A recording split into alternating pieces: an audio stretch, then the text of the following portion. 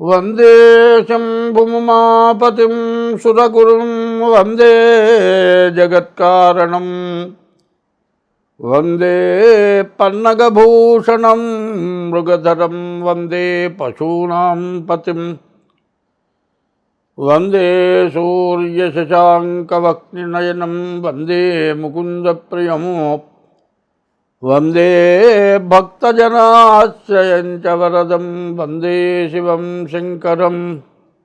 2025 సంవత్సరం జూన్ నెల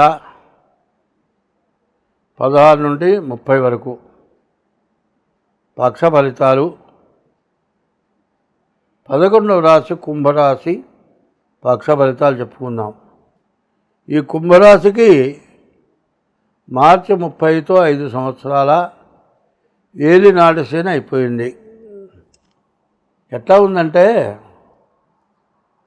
అంతా బాగుంది, అంటే అన్ని గ్రహాలు బాగున్నాయండి, ఒక్కడే శని.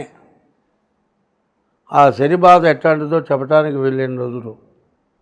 శుక్రుడు బాగున్నాడు, గురువు బాగున్నాడు, బుధుడు బాగున్నాడు, విద్యా ఉద్యోగం, మంచి భార్య కూడా వస్తుంది. కానీ ఎన్ని వచ్చినా ఈ శని 5 సంవత్సరాలు, మార్చి 30కి 5 సంవత్సరాలు అయిపోయింది. అది 2 సంవత్సరాల 6 మాసాలు ఇంకా ఏలినాటి శని ఉంది. దీని నుంచి తప్పించుకోవటం అంటే అంత సామాన్యమైంది కాదు. శని చాలా మంచివాడు, తండ్రి లాంటివాడు. ఎవడన్నా పీకుతుంటూ అరే శని బట్టి బట్టాడేంది రవీడు అంటారు. శని బట్టి నిన్ను మాత్రం నాశనం చేయడు. శని బట్టినప్పుడు నీ చేతులారా నువ్వు నాశనం అవుతావు. నువ్వు చేసుకుంటే అవుతావు, లేకపోతే కాదు. ఈ శని అనేవాడు 30 సంవత్సరాలకు ఒకసారి ప్రతి వాళ్ళకి కూడా వస్తాడు. కానీ నీవు చేసుకున్న పాప ఫలం అనుభవించక తప్పదు. ఆ అనుభవించేటప్పుడు సుఖం ఎంత సంతోషంగా అనుభవించావో కష్టాన్ని కూడా అట్లాగే అనుభవించేట్లుగా ఉండాలి. అట్లా ఎప్పుడైతే ఉంటావో నీకు ఎటువంటి సమస్య రాదు, అన్ని విధాలా బాగుంటావు. ఈ శని ద్వితీయాధిపతి శని కుంభరాశికి. ద్వితీయం ధన వాగ్విత్తం. ద్వితీయంలో ఉన్నటువంటి శని ధనాన్ని, మంచి వాక్కుని, మరి ధనాన్ని పెంచుకునేటువంటి మార్పుని అన్నీ ఇస్తాడు. అంతా మంచి టైము. నీ బుద్ధి సక్రమంగా పెట్టుకుంటే ఎటువంటి పరిస్థితి కూడా రాదు. ఎందుకంటే బజారు పోయినట్ట శని పట్టిన టైంలో ఎట్లా ఉంటుందంటే, మరి బజారు పోయి కూరగాయలు తేరా అంటే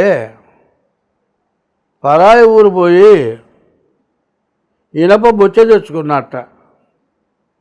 కూరగాయలు లేకుండా బొచ్చెందుకురా అంటే అడుక్కు తింటానిక. అంత పిచ్చి పని చేశాడు. కాబట్టి ఈ కుంభరాశిలో ఉన్న శని చాలా ఇబ్బందికరమైన వాడు.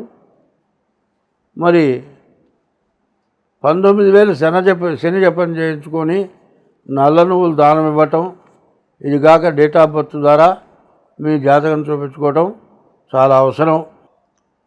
నేను 2024 సంవత్సరం నుంచి ఒక విషయాన్ని కొద్దిగా తేలిగ్గా చెప్పుకుంటూ వచ్చాను.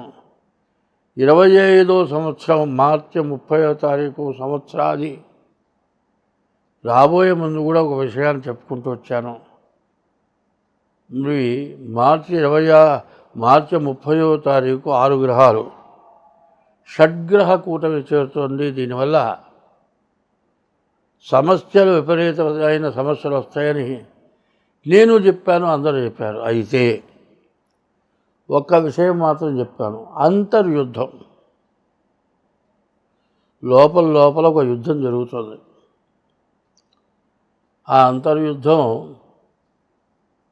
బహిర్యుద్ధం అయితే పబ్లిక్, దాని గురించి ఎదురులేదు. ఉంటే చేసైతే కొట్టుకుందాం, బతుకుదాం, చస్తే చద్దాం. అది లోపల బయట ఒకటే. కానీ అంతర్యుద్ధం ఎట్లా ఉంటుందంటే బయట కనపడదు, లోపల జరుగుతుంది. లోపల ఆలోచన వేరు, బయట ప్రవర్తన వేరు. దీనివల్ల జనానికి విపరీతమైన సమస్యలు ఉన్నాయి. ఏంటి ఆ సమస్య అంటే, పనిచేసేవాడు, బాధ్యతగా పనిచేసేవాడికి వాడు పిప్పి అయిపోయినా సరే, పొడి రాలిపోయినా సరే, వాడు మాత్రం నలిగిపోయినా సరే, వాడు ఉన్నా పర్వాలే, ఊడిపోయినా పర్వాలే, వాడు మాత్రం తాట తీద్దాం. దొంగ వాడు పనిచేయడు, వాడు అబ్బో వాడంత మంచివాళ్ళు మన క్షేమం కోరేవాళ్ళలాగా ఉంటాడు, వాడు బాగా కాకాపడతాడు, ఎక్కడెక్కడ వార్తలు తెచ్చి పెడతాడు, ఎక్కడ సమస్యలు తెచ్చి చెబుతాడు. కానీ వాడిని మాత్రం గుర్తుపట్టలేకపోతున్నారు. ఇది అంతర్యుద్ధం. చాలా వరకు ఇది అంతర్యుద్ధం, బహిర్యుద్ధం రెండు చెబుతున్నాను. అంతర్యుద్ధం వల్ల చాలా నష్టం జరగబోతోంది. ప్రపంచంలో అంతర్యుద్ధం పెరుగుతోంది, కుటుంబంలో అంతర్యుద్ధం పెరుగుతోంది, ఉద్యోగాల్లో అంతర్యుద్ధం పెరుగుతోంది అని నేను మొత్తుకుంటున్నాను. కానీ అది ఎవరు గ్రహించటలే. తినేవాడు వేరట, పనివాడు వేరట. తినేవాడు పని చేయడు, పని చేసేవాడు తినడు. ఎందుకంటే చిన్నప్పుడే చెప్పారు, చదువుకుంటే పాఠాలు ఏమిటాయంటే, తెలివి తక్కువ, ఆకలి ఎక్కువ. తెలివి ఉంటే అన్ని పనులు చేస్తాడు, ఆకలి మాత్రం ఉండదు. ఆకలి ఎక్కువ ఉంటే మాత్రం పని చేయడు. ఇట్లాంటి సోమరిపోతుల వల్ల ప్రపంచం, మన దేశం, విదేశాలు, కుటుంబాలు, భార్యాభర్తలు, తల్లిదండ్రులు, తల్లి బిడ్డలు సర్వనాశనమైపోతున్నారు. దాన్ని ఎవరికి వాళ్ళు గ్రహించుకోవాలి. మాటలు చెప్పేవాడు మనిషి కాదు, పనిచేసేవాడు మనిషి. మాటలు చెప్పి, కబుర్లు చెప్పి కాలం గడుపుకోవటం కాదు కావాల్సింది. ఆత్మసాక్షిగా ఎవడైనా సరే, ఏ మతమైనా సరే, ఏ కులమైనా సరే, ఎరా నువ్వు ఈ పని చేసావరా, నేను చేయలేనండి, ఆత్మసాక్షిగా చేయలే అనేవాడు ఏ మతం వాడైనా అంటాడు. ఆత్మ, జీవాత్మ, పరమాత్మ. ఇది బాగా జరుగుతుంది మొదటి నుంచి అంతర్యుద్ధం. ఈ అంతర్యుద్ధాన్ని గెలవాలంటే అంత తేలిగ్గా అయ్యేది కాదు. అర్థం చేసుకుంటే అది అంతకంటే కాదు. ఎందుకంటే మనుషుల యొక్క స్వభావాలు ఎట్లా ఉంటాయంటే, స్త్రీల్లో 4 రకాలు ఇచ్చారు జాతులు. వాళ్ళు పద్మిని జాతి. పద్మిని జాతి మనిషి నడుస్తుంటే ఆ నడక చాలా అందంగా ఉంటుంది, ఆ చూపు అంతకంటే ఇదిగా ఉంటుంది. పోతూ ఇట్లా చూస్తుంది, ఇది చూస్తుంటుంది. ఈ పక్కనున్నాడు అనుకున్నాడు, నన్ను చూస్తుంది అనుకుంటాడు. వీడు కుక్కలాగా ఎమ్మడిపడతాడు. ఎందుకంటే మనుషులకి 2 కాంత కనకాలు.